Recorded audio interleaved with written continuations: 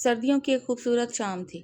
سورج ڈوبنے کے قریب تھا اور ہلکی ہلکی ہوا درختوں کے پتوں کو چھو رہی تھی۔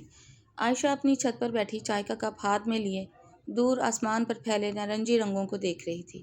اسے غروب ہوتے سورج سے ایک عجیب سی محبت تھی، شاید اس لیے کہ وہ ہر شام ایک نئی امید کے ساتھ ختم ہوتا تھا۔ عائشہ ایک نرم دل اور سادہ مزاج لڑکی تھی۔ اسے کتابیں پڑھنا، بارش میں بھیگنا اور پھولوں کی خوشبو سے بھرے باغوں میں وقت گزارنا پسند تھا۔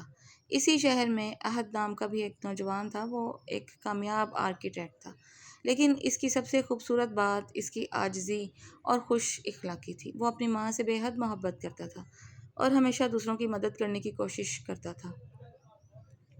ایک دن عائشہ اپنی دوست مریم کے ساتھ ایک کتابوں کی نمائش میں گئی۔ مختلف اسٹالز پر خوبصورت کتابیں سجی ہوئی تھیں۔ عائشہ ایک ناول دیکھنے میں اتنی مصروف تھی کہ اچانک اس کے ہاتھ سے کتابیں گر گئیں۔ میں مدد کر دوں؟ اس نے سر اٹھایا تو سامنے ایک مسکراتا ہوا نوجوان کھڑا تھا۔ جی شکریہ، وہ احد تھا۔ چند لمحوں کی گفتگو کے بعد دونوں اپنی اپنی راہ چل دیے، مگر جانے کیوں دونوں کے دلوں میں ایک انجان سا احساس جنم لے چکا تھا۔ کچھ دن بعد قسمت نے انہیں دوبارہ ملا دیا، اس بار ایک کافی شاپ میں۔ عائشہ نے حیرت سے کہا، آپ پھر؟ احد ہنس پڑا، لگتا ہے قسمت ہمیں بار بار ملوانا چاہتی ہے۔ اس جملے پر عائشہ کے گال سرخ ہو گئے۔ وقت گزرتا گیا، دونوں کی دوستی گہری ہوتی گئی۔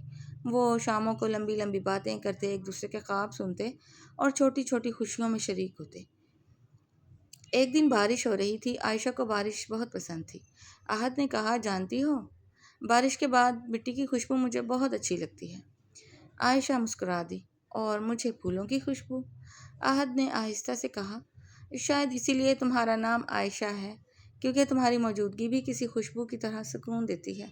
عائشہ شرما گئی۔ وقت کے ساتھ دونوں کے دل ایک دوسرے کے لیے دھڑکنے لگے، لیکن خوشیوں کے راستے ہمیشہ آسان نہیں ہوتے۔ احد کی کمپنی کو شدید نقصان ہوا اور اس کے حالات بدلنے لگے۔ وہ پہلے جیسا خوش نہیں رہا۔ اس نے آہستہ آہستہ عائشہ سے دوری اختیار کرنا شروع کر دی۔ عائشہ اس تبدیلی کو محسوس کر رہی تھی۔ ایک دن اس نے پوچھ ہی لیا، کیا میں کوئی غلطی کر رہی ہوں؟ احد کی آنکھیں نم ہو گئیں۔ نہیں عائشہ، میں صرف نہیں چاہتا کہ میری مشکلات تمہاری خوشیوں کو چھین لیں۔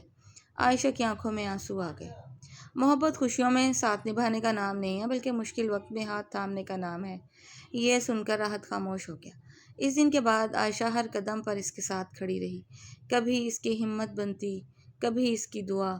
مہینوں کی محنت کے بعد احد نے دوبارہ اپنا کاروبار سنبھال لیا۔ ایک شام وہ دونوں ایک باغ میں بیٹھے تھے، چاروں طرف سفید گلاب کھلے ہوئے تھے۔ احد نے جیب سے ایک چھوٹا سا ڈبہ نکالا۔